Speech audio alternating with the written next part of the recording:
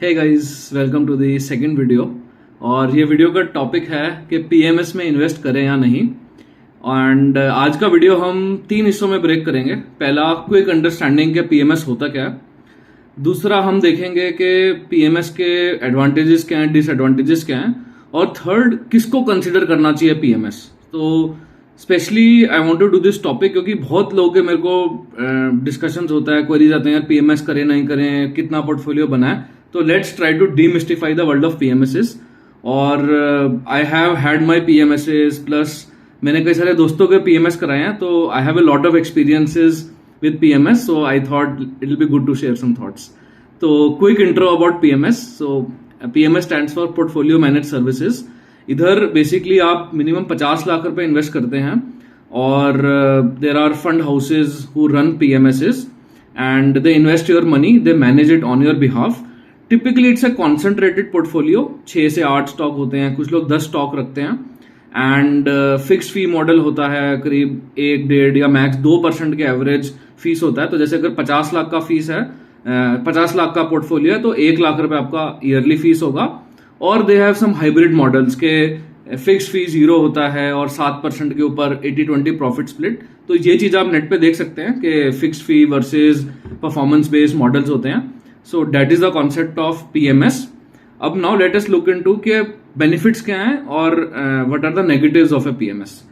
तो सी, मेरे हिसाब से जो बिगेस्ट बेनिफिट होता है पीएमएस का, दैट इज के अगर आपके पास, if you don't have enough time, right, and you want, you really believe in the ideology, philosophy of someone, and you want those people to handle your money, so it is actually great that you have experts managing your money.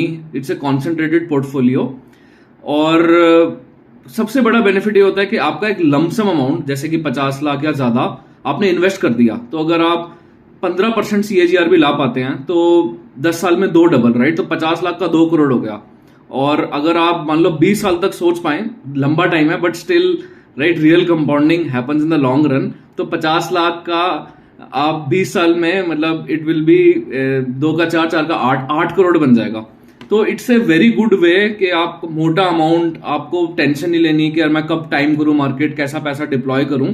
तो अगर if you are really serious about wealth creation and if you know some investor के हाँ यार इनका principles बहुत बढ़िया हैं, they can actually manage my money, and because it's a huge chunk of money, so it multiplies over time.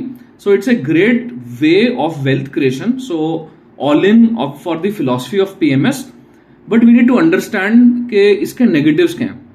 तो मोटा मोटा मेरे को लगता है कि एक तो फीस, 50 लाख पे इट्स स्टिल 1 लाख, बट अगर आप 4 करोड़ आपका हो गया, राइट, तो आपको 8 लाख रुपए, 10 लाख रुपए देने पड़ेंगे। तो फीस बढ़ जाती है बियॉन्ड ए सर्टेन पॉइंट। और सेकंड, एक और चीज होती है जो कि लोगों को रियलाइज नहीं होता, which I will tell you because I also face this. जो चर्न होता है, राइट, पोर्टफोलियो में आपको टैक्सेस भी पे करने पड़ते हैं। तो जो STCG, LTCG, short term capital gain, long term capital gain, तो हर साल आपका 1-2-3 लाख रुपया टैक्सेस में आ जाता है, क्योंकि जैसे जैसे अमाउंट बड़ा होता है, राइट, तो आपको वो चर्न होगा तो टैक्सेस देने पड़ते हैं। तो नेट नेट जब तक अमाउंट छोटा है तो कोई दिक्कत नहीं है, बट जैसे जैसे आपका अमाउंट बड़ा होता है इन्वेस्टेड, तो आपको फीस भी देनी पड़ती है, प्लस आपको टैक्सेस देने पड़ते हैं। वेयरएज अगर आपकी बाय एंड होल्ड स्ट्रेटेजी है कि आपको पता है अच्छे स्टॉक्स हैं, आप उसको होल्ड करके रख सकते हैं, तो आपको कोई कैपिटल गेन टैक्स नहीं देना, कोई फीस नहीं देनी। बट ये कि you should know how to invest, right. तो these are some of the negatives, और at least we should know that these are the caveats if I am going with the PMS, right. And another important thing, right, कि जो fund manager है that has to be really really important. अगर आप मार्शलेस जैसे fund में अगर आप फंस गए, राइट, तो फिर भगवान ही बचाए। आई थिंक 5 साल में उनका निफ्टी 50 से भी, इंडेक्स से भी कम रिटर्न्स हैं। However there are some very good PMSs, I can give some examples like Green Portfolio और this Negen capital is there. So there are like some amazing portfolios as well, you can research basically. तो let's sort of now try to conclude कि किसको करना चाहिए PMS, किसको नहीं। सो I think जब तक आपका 1.5-2 करोड़, 2.5 करोड़ कुछ अच्छा कॉर्पस बन जाए इक्विटी का, then I think it is a good sort of way कि चलो 50 लाख आपने डाल दिया। अगर if you know some great PMSs, then you can try them.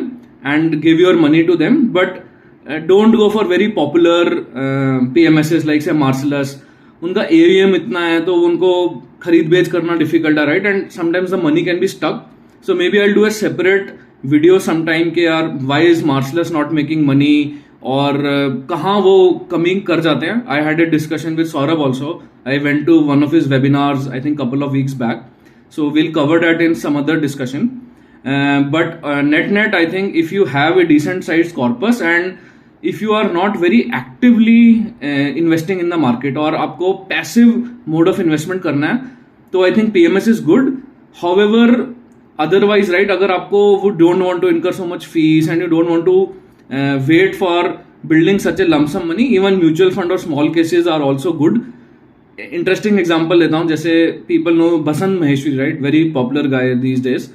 उनका भी अगर आप 3-4 साल का पीएमएस का रिटर्न देखेंगे, it's much lower than the returns of A small case.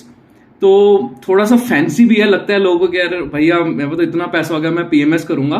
But even if you are invested well, you have understanding of stocks, या आप म्यूचुअल फंड कर रहे हैं या आप स्मॉल केस कर रहे हैं, तो there are even much better ways to invest money as compared to a standard PMS.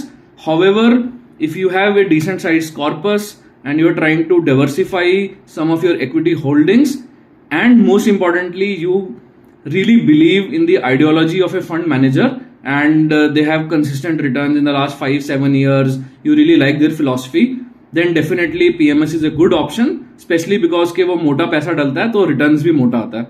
So I think that's how I'll conclude, and do drop in the comments के और कुछ you want to learn about PMSs or any questions or thoughts about this topic, and I will continue to share interesting caveats around FIRE, retirement planning, wealth creation, or how to generate passive incomes.